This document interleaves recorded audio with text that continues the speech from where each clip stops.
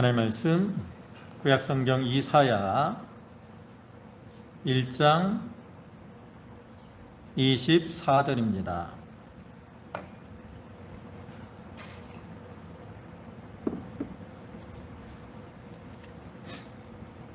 이사야 1장 24절 구약성경 페이지로는 969쪽 24절부터 31절까지 말씀입니다. 한 절씩 교독하겠습니다. 그러므로 주 만군의 여호와 이스라엘의 전능자가 말씀하시되 슬프다. 내가 장차 내 대적에게 보응하여 내 마음을 편하게 하겠고 내 원수에게 보복하리라.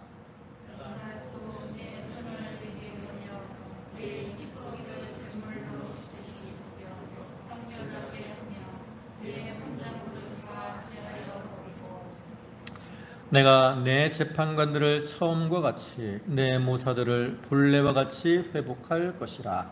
그리한 후에야 내가 의의 성읍이라 신실한 고을이라 불리리라 하셨나니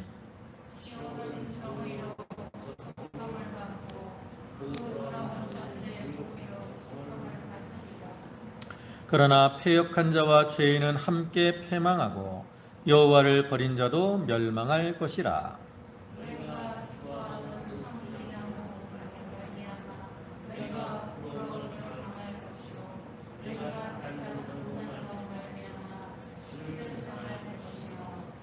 너희는 잎사귀 마른 상수리 나무 같을 것이요 물 없는 동산 같으리니 강한 자는 사모라기 같고 그의 행위는 불티 같아서 함께 탈 것이나 끌 사람이 없으리라.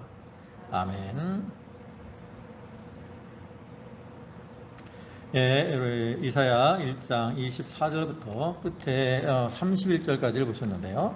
우리가 압달락에서는 이제 죄악 가운데 있던 자들을 사죄를 위한 변론으로 초청하시면서 그들을 향해서 순종의 어떤 여부에 따라 축복과 저주가 그들에게 임하게 될 것과 또 신실하던 성읍이었고 은과 또 순수한 은과 포도주와 같던 이러한 하나님의 백성들이 창기와 같고 또 불순물이 섞인 은과 또 물 섞은 포도주와 같이 되어버린 이러한 사실에 대해서 하나님이 탄식하고 계심을 우리가 앞에서 살펴봤습니다.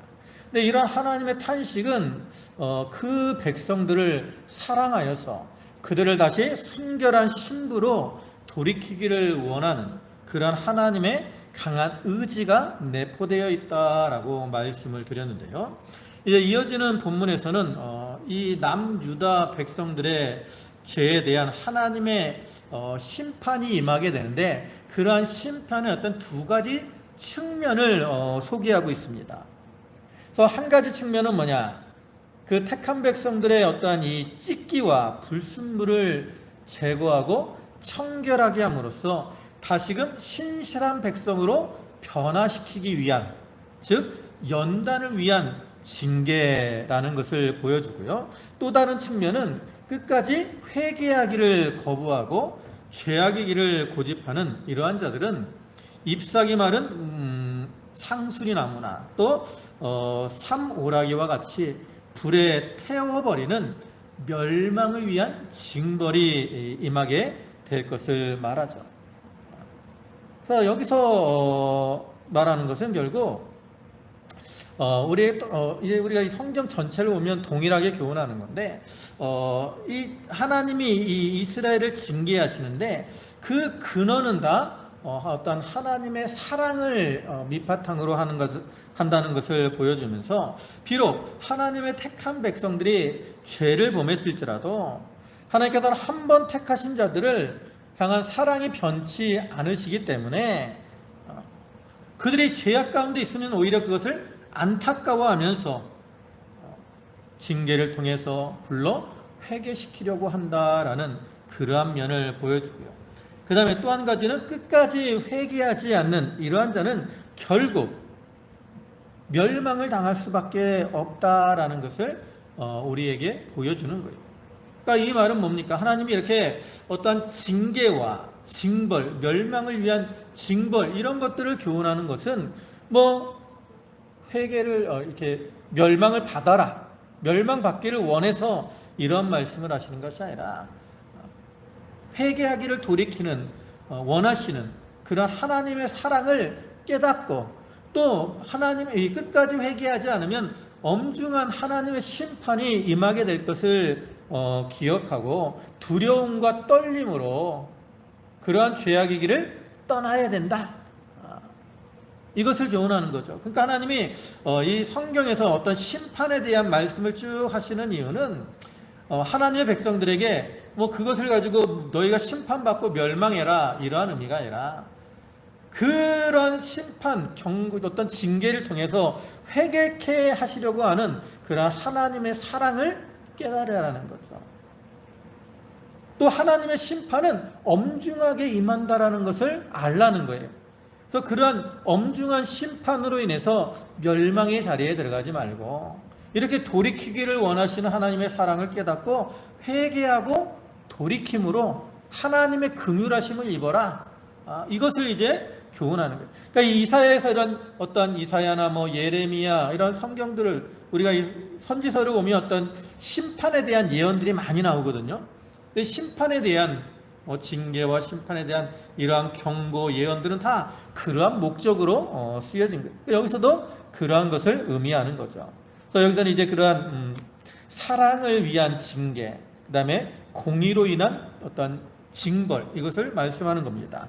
이제 본문을 보시면 24절입니다. 그러므로 주 만군의 여호와 이스라엘의 전능자가 말씀하시되 슬프다, 내가 장차 내 대적에게 부응하여 내 마음을 편하게 하겠고 내 원수에게 보복하리라. 여기 이제 하나님 주 만군의 여호와 이스라엘의 전능자라고 말씀을 합니다. 그러니까 이 심판에 대해서 말씀하면서 하나님은 주 만군의 여호와 이스라엘의 전능자라는 거죠. 주라는 것은 하나님의 주권대로 모든 것을 하시는 분이고요. 만군의 여호와는 군대의 하나님으로서 강한 능력을 가지고 계시는 것을 의미해요. 또 여기 이스라엘의 전능자도 마찬가지입니다. 전능하신 하나님, 그러한 하나님께서 친히 이러한 일을 이루어 나가시는데 먼저 뭐라고 합니까? 슬프다라고 말씀합니다. 여기 하나님이 슬프다라고 하시는 이유는 앞에서 말한 그 유다의 죄악, 앞에서 하나님 먼저 유다의 죄악에 대해서 지적을 했는데 그 이후에 이제 여기서 이제 심판에 대해서 경고를 하거든요. 그러니까 그러한 죄악을 보면서 하나님이 슬퍼하시는 거예요. 특히 우리가 바로 앞에서 봤던 23절을 보면 뭐라고 합니까? 내 고관들은 패역하여 도적과 짝하며 다 뇌물을 사랑하며 예물을 구하며 고아를 위하여 신원하지 아니하며 과부의 송사를 수리하지 아니하는도다 그랬잖아요. 이렇게 이스라엘의 고관들, 방백들이 이렇게 도적과 짝하고 패역하여서 뇌물을 사랑하고 예물을 구하고 마땅히 돌봐줘야 될 고아와 과부를 신원하지 않고 그들의 송사를 수리해 주지 않는 이런 악한 모습으로 행하는 걸 보고 어떻게 하나님이 슬프다라. 하나님은 하나님의 백성들이 이렇게 바른 길로 하나님이 원하시는 길로 가기를 원하는데 그러한 길을 걸어가지 못하면 하나님이 어떤 마음을 가지세요? 슬퍼할 수밖에 없다는 거죠. 여러분들도 자녀를 키워보셨으니까 알겠지만 자녀들이 부모들이 원하는 모습이 있어요. 착하고 또 이렇게 바른 길로 뭐 열심히 공부도 열심히 하고 이러한 모습으로 살기를 원하는데 자녀들이 부모의 원함과는 다르게 지멋대로 막 살고 불량하게 살면 부모 마음이 기쁩니까? 슬프죠. 하나님은 우리를 자녀, 우리의 아버지가 되셔서 우리를 자녀와 같이 여기시기 때문에 그들이 죄악의 모습을 걸어갈 때 슬퍼하는 거예요. 근데 하나님은 슬퍼하지만 그들을 그대로 내버려 주진 않습니다. 왜냐? 그들이 그대로 내버려두면 그 죄로 인해서 멸망당할 수밖에 없기 때문에 하나님은 그 슬픔 가운데 이제 그들을 징계하심으로 공의를 세워나가시는 거예요. 그래서 여기 보면 장차 내 대적에게 부응하여 내 마음을 편안케 하겠고 내 원수에게 보복하리라. 여기 하나님께서는 그들의 죄악에 대해서 뭐라고 얘기해요? 그들을 원수, 대적과 같이 여기시고 그들에 대해서 그 행한 대로 보응하시고 보복하시겠다라는 거예요. 그를 통해서 마음을 편안케 하시겠다라는 거예요. 이건 하나님이 그들을 징계하시는 걸 기뻐하신다라는 그러한 의미가 아닙니다. 여기서 하나님이 마음을 편안케 하신다라는 말의 의미는 그들이 잘못된 죄에 대해서 징계함으로 공의를 세워나가시는 면을 의미하는 거죠. 하나님은 사랑의 하나님이지만 또한 공의의 하나님이시기 때문에 그들이 죄악의 길을 걸어가는 것을 이렇게 슬퍼하시며 안타까워하십니다. 그리고 공의로서 그들을 징계하시는 거예요. 그리고 그를 통해서 그들을 바로 세워나가시는 거죠. 특히 여기 이스라엘을 뭐라고 표현해요? 내 대적, 내 원수다 라고 표현을 하고 있어요. 하나님의 택한 백성인 이 유다 백성들을 향해서 내 대적, 내 원수다 라고 표현하는 것은 그들이 하나님을 배반하고 패역하게 행하기 때문에 이렇게 하나님을 떠나서 하나님을 배반하고 패역한 이러한 모습으로 행하는 자들은 결국 하나님과 원수가 된다라는 거죠. 하나님을 대적하는 거예요. 우리가 그걸 분명히 알아야 됩니다. 내가 죄악의 길을 걸어가고 이렇게 우상을 섬기고 패역한 길을 걸어가는 것은 하나님과 뭐가 되는 거예요? 대적이 되는 거예요. 원수가 되는 거예요. 그 순간에는 하나님의 대적이 되는 것이고 하나님과 원수가 되는 거라는 거죠. 그래서 하나님은 그러한 대적들, 그러한 원수들에 대해서 전능하신 하나님의 능력으로 심판을 하신다. 여러분, 하나님은 자기 백성들을 사랑하시지만 또 그들이 죄를 범하고 나가면 슬퍼하시고 또 회개하지 않으면 이렇게 심판하시는 그러한 하나님이십니다. 어느 시대나 교회나 성도들이 바로 서지 못하면 하나님의 징계와 심판이 임하게 됩니다. 근데 우리가 알아야 될 것은 이런 하나님의 징계와 심판의 궁극적인 목적이 뭐냐라는 거죠. 궁극적인 목적. 하나님의 징계와 심판의 궁극적인 목적이 뭐예요? 멸망케 하려고? 아까도 얘기했지만 그게 아니라는 거죠. 하나님이 우리를 징계하시고 우리가 잘못된 길을 걸어갈 때 징계하시고 심판하시는 것은 자기의 잘못을 깨닫고 또 두렵고 떨림으로 죄를 떠나 회개하고 돌이켜서 하나님께 돌아와 하나님과 바른 관계를 세워나가도록 하시기 위해서 이와 같이 징계하는 거죠. 그러니까 이러한 하나님의 징계와 심판에도 사랑이 밑바탕이 되어 있다는 걸 우리가 분명히 알아야 됩니다. 그 다음에 25절에는 내가 또 내 손을 내게 돌려 내 찌꺼기를 잿물로 씻듯이 녹여 청결하게 하며 내 혼잣물을 다 체하여 버리고. 이거는 이제 하나님이 보응하시고 보복하시는 것에 대한 어떤 구체적인 표현을 보여주는 거죠. 그래서 먼저 보면 내 손을 내게 돌려 그랬어요. 하나님이 내 손을 내게 돌린다라고 말하는 것은 하나님이 직접 개입하셔서 징계하시고 심판하신다라는 거예요. 그러니까 아수르를 통해서 바벨론을 통해서 기근을 통해서 전쟁을 통해서 여러 가지 방편으로 징계하시고 심판하시지만 그것을 행하시는 분이 누구냐? 하나님께서 당신의 손으로 그 이스라엘에게 행하시는 거라는 거예요. 그리고 그를 통해서 내 찌꺼기를 잿물로 씻듯이 녹여서 청결하게 하며 내 혼잣물을 다 제하여 버리고. 이건 하나님이 이제 징계하시고 심판하시는 목적을 보여주는 거죠. 무엇을 하기 위해서? 너 안에 있는 찌꺼기 이것을 녹여서 청결하게 하기 위해서, 또 너에게 있는 혼잣물을 뭐하기 위해서? 제하여 버리기 위해서. 하나님이 그들을 징계하시고 심판하시는 목적을 보여주는 거예요. 그러니까 이스라엘 백성들이 하나님을 섬긴다고 하면서 순수한 믿음으로 살지 못하고 그들에게 뭐가 있어요? 찌꺼기가 있어요. 혼잣물이 있습니다. 인본주의로 나가고 세상주의로 나가고 우상을 섬기고 마음속에 욕심을 품고 나가고 패역하게 행하고 뇌물을 좋아하고 이런 게 그 안에 있는 다 찌꺼기고 혼잣물이라고. 그런 것들을 내버려 두면 쓸 수가 없어요. 여러분, 우리가 철을 가지고 여러 가지 쓰잖아요. 많이 씁니다. 요즘 건축에도 빔 철로 만들고, 자동차나 무슨 많은 물건들을 철로 만든다고. 그러면 그 철을 쓸 때 그냥 철광석을 그대로 씁니까? 그렇게 쓰면 철이 약해가지고 제대로 쓸 수가 없어요. 그러니까 어떻게 해요? 용광로에 녹여서 그 안에 있는 찌꺼기들을 녹여가지고 걸러내는 거예요. 또 이렇게 두들겨가지고 그 안에 있는 불순물들을 제거해야 그것이 철이 강해지고 순수해지는 거죠. 그래야 사용할 수 있어요. 금도 마찬가지고 은도 마찬가지. 이스라엘이 앞에서 우리가 본 것처럼 은과 같이 있는 그러한 자들이 있는데 그 안에 찌꺼기가 들어가니까 이제는 가치를 잃어버리고 말았다라는 거죠. 쓸데가 없는 거예요. 찌끼가 있고 혼잣물이 있으면 쓸데가 없다고.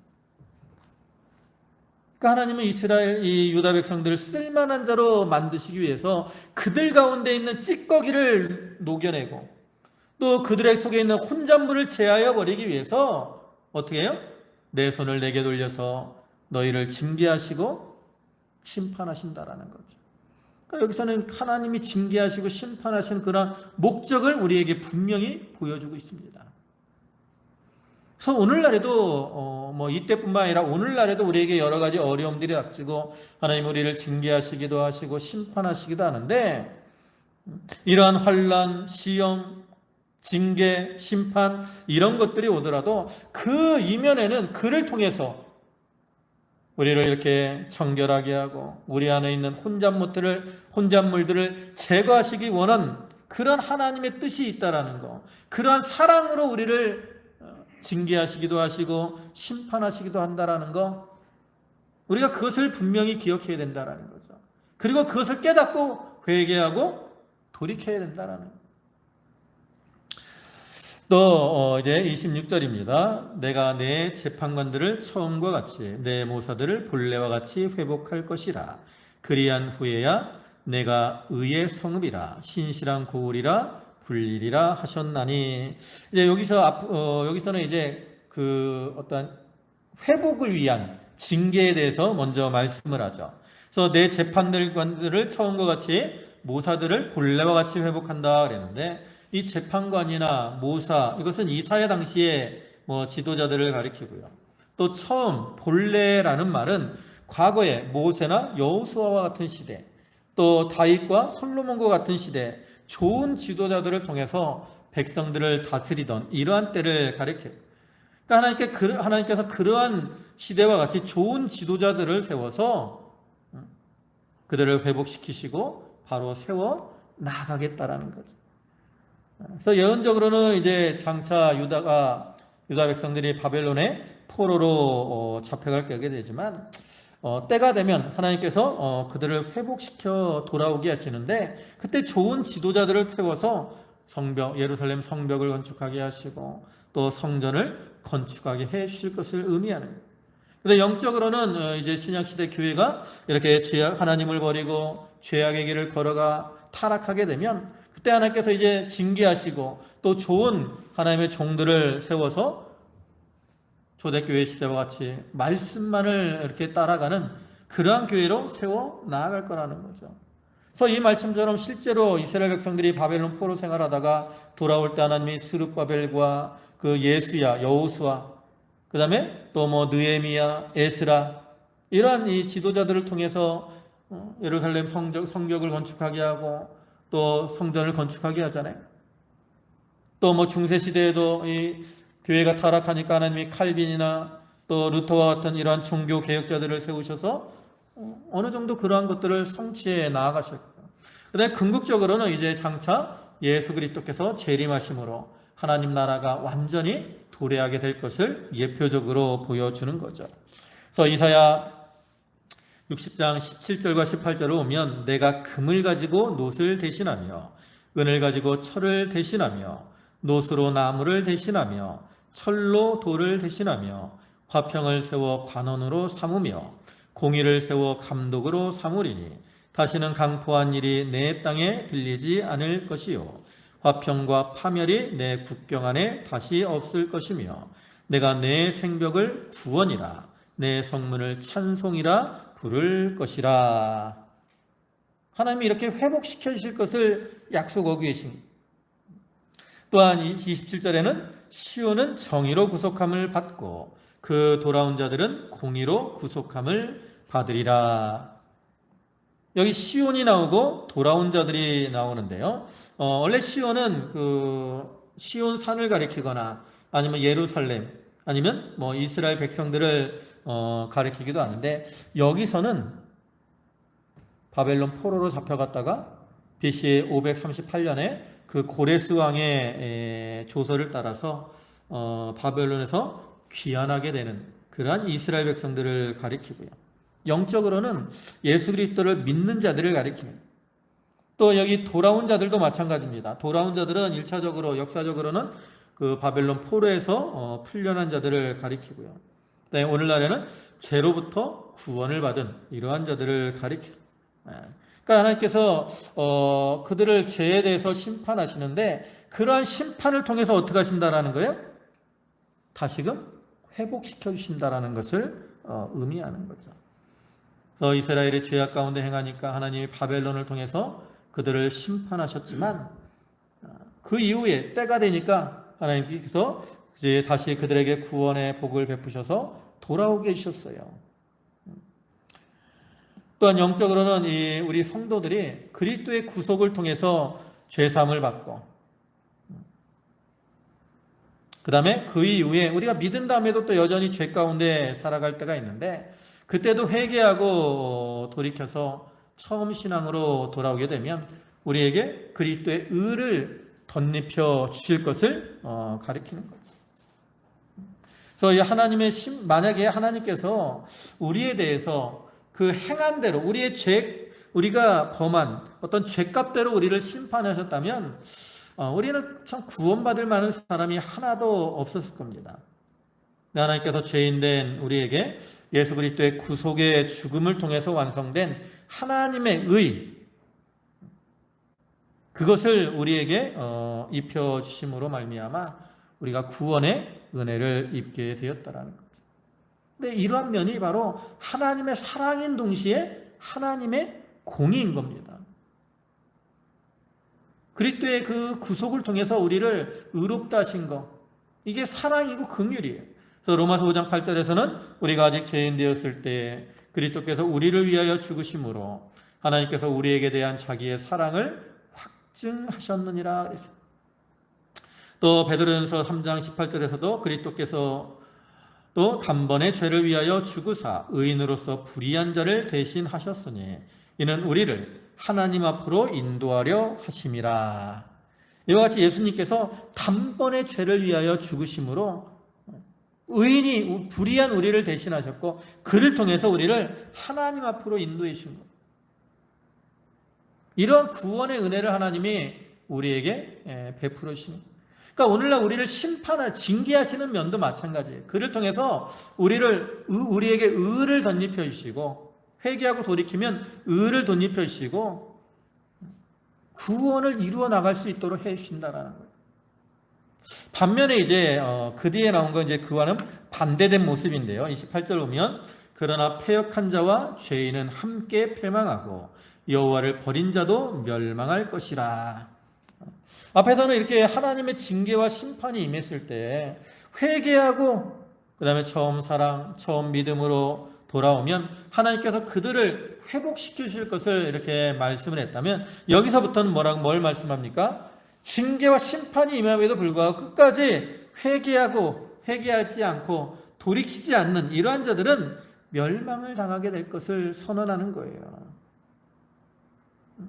참으로 하나님이시는 이러한 의를 의지해서 우리가 회개하고 돌이켜야 되는데, 그것을 이렇게 거부하고 패역하게 행하는 이러한 자들은 여기 나타난 것처럼 여호와를 버린 이러한 자들이 있기 때문에 결국은 멸망할 수밖에 없다는 거죠.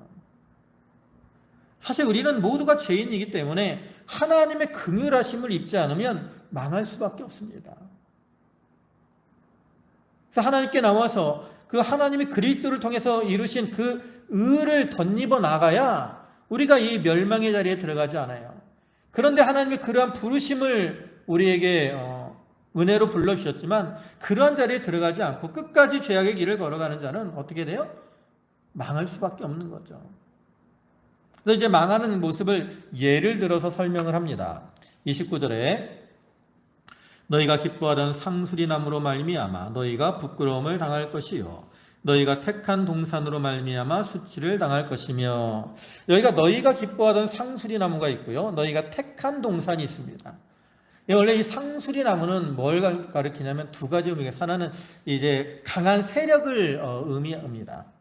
그러니까 이들이 강한 세력을 의지하고 살아갔던 것을 의미하기도 하고요. 또 한 가지는 원래 이 상수리 나무 아래서 이스라엘 백성들이 우상을 섬기는 산당을 많이 지어놨어요. 특별히 그 이세벨을 섬기는 산당을 상수리 나무 아래에 많이 지어놨습니다.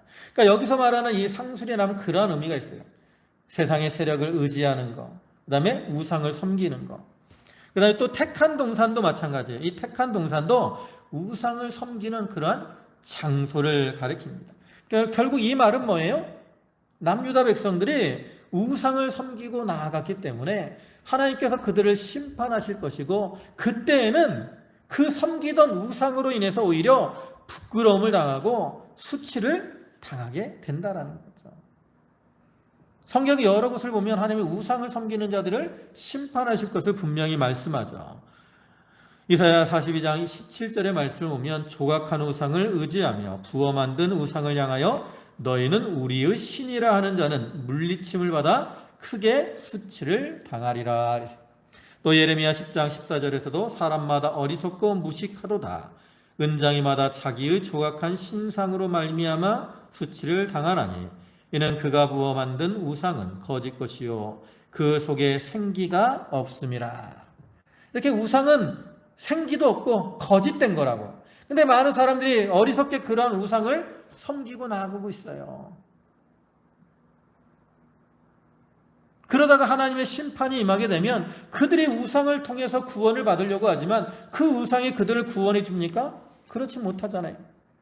그러니까 그로 인해서 부끄러움과 수치를 당하게 되는 거죠. 엘리야 시대에 그렇잖아요.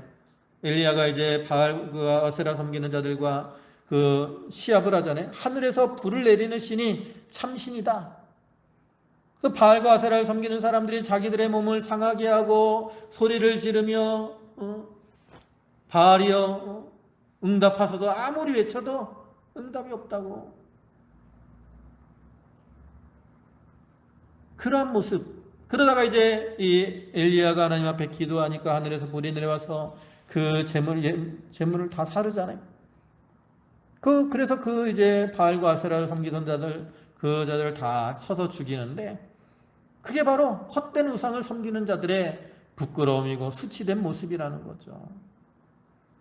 오늘날에도 마찬가지입니다. 우리가 하나님보다, 오늘날에는 뭐 하나님보다 더 사랑하고 더 귀히 여기고 더 두려워하고 또 더 의지하고 지배받는 이러한 것들이 우상이라고.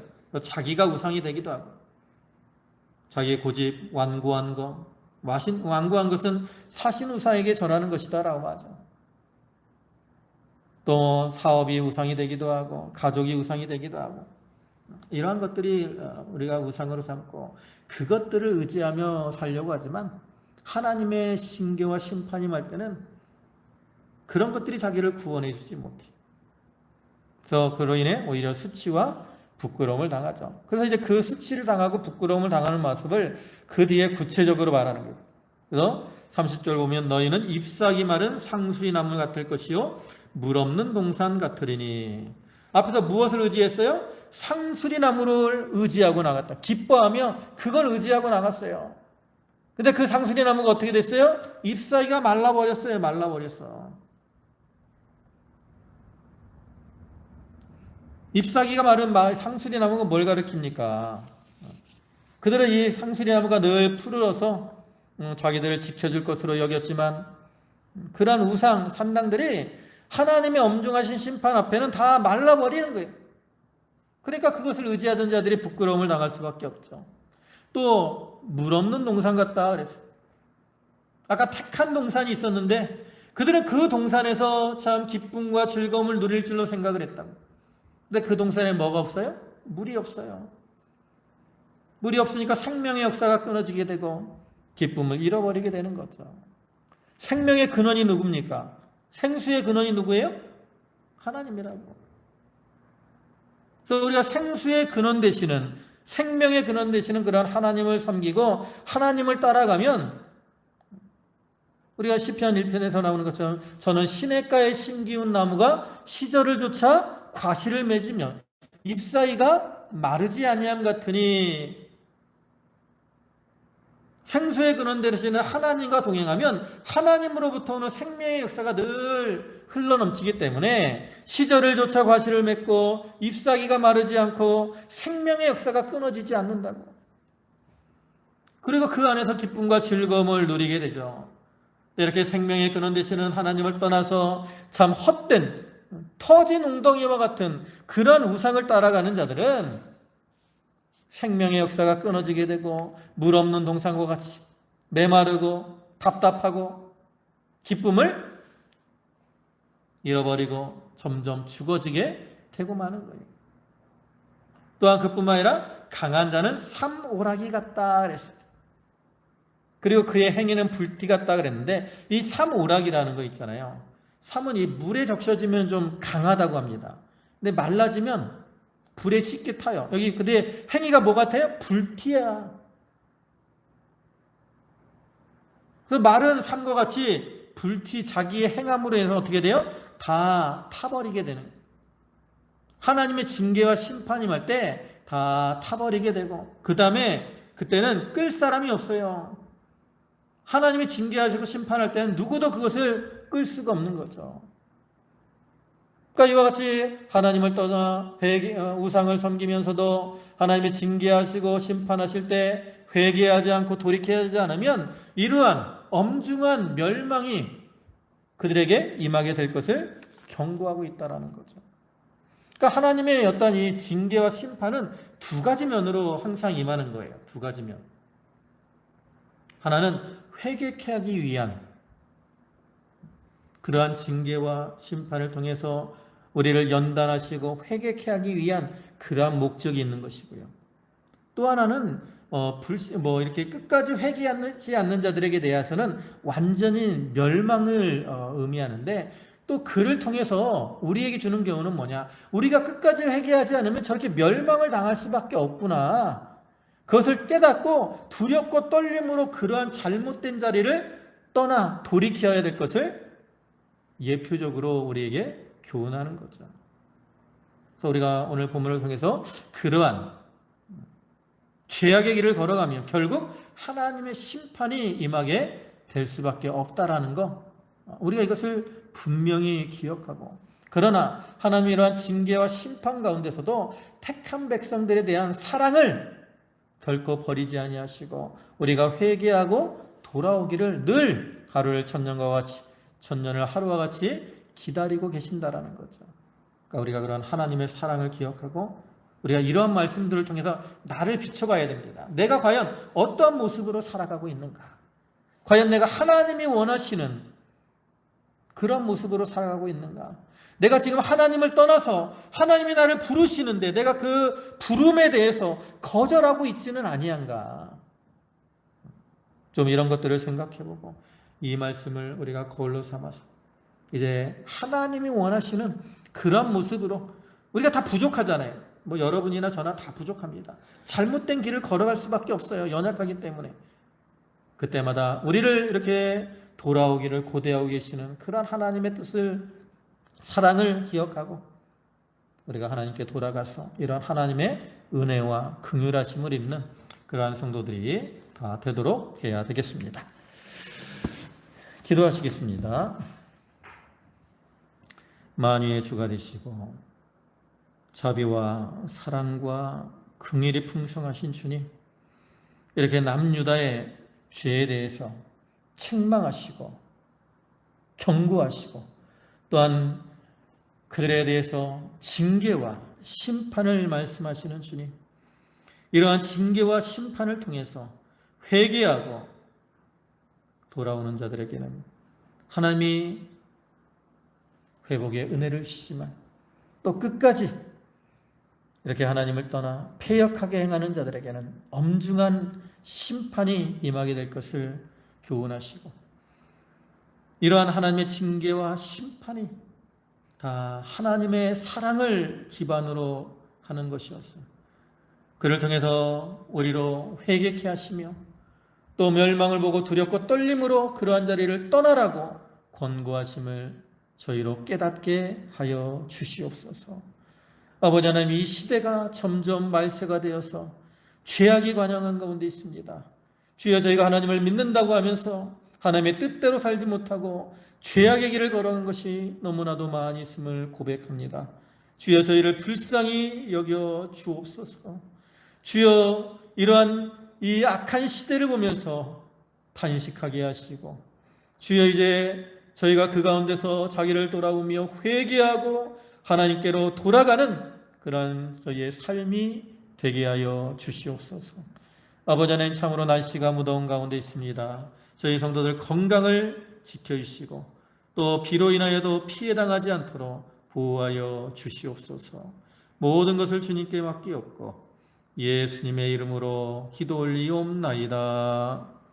아멘.